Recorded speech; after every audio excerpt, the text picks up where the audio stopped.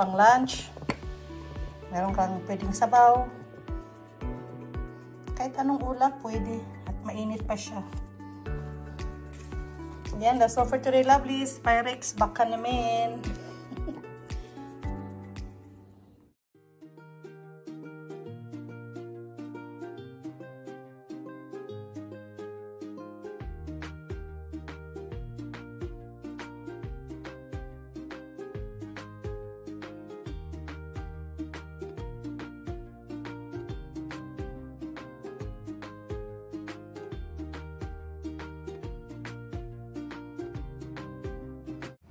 Hello lovelies! Welcome to Mrs. G Adventures channel.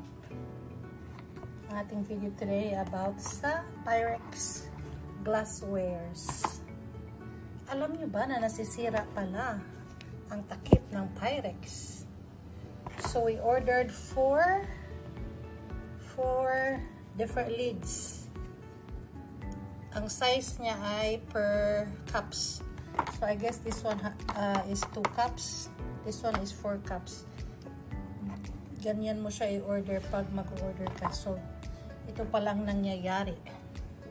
So, bilhin namin to siya ng 2012 yata or 2010. Sa katagalan pala nasisira ang takip. Ayan, yan ang nangyari sa kanya. So, binili namin to siya isang set.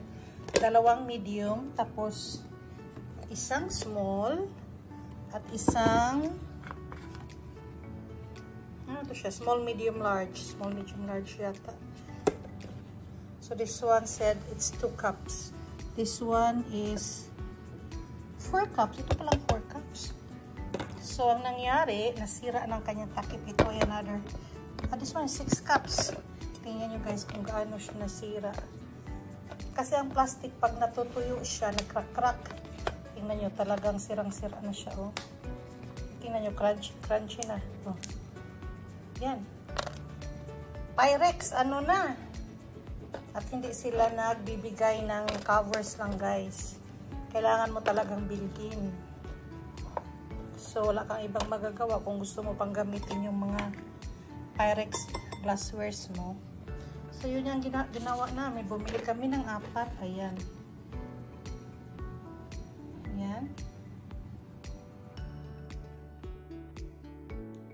So, per cups ang pag-order mo ng kanyang size.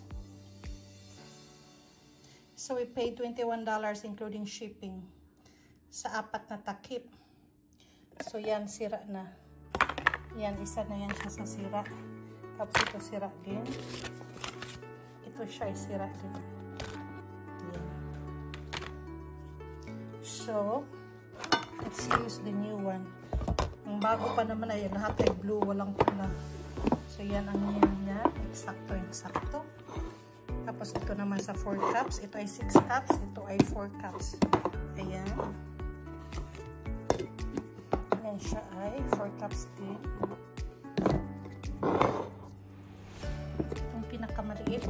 Mabuti ito siya, hindi siya nasira kasi hindi naman siya laging nagagamit. Ito lang ay pinaglalagyan ko ng suka o yung mga bagoong ay store mo sa ref. Ayan.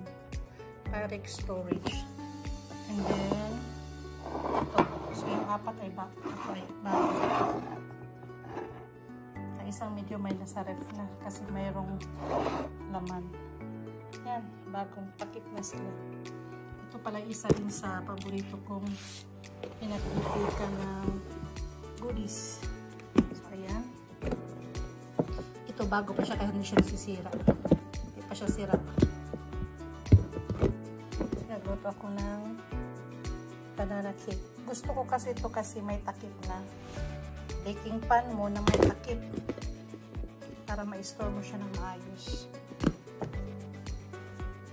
That's all for today, lovelies. How about you guys? Wala ba kayong problema sa mga Pyrex niyo, Pyrex glasswares niyo? Hindi ba nasisira?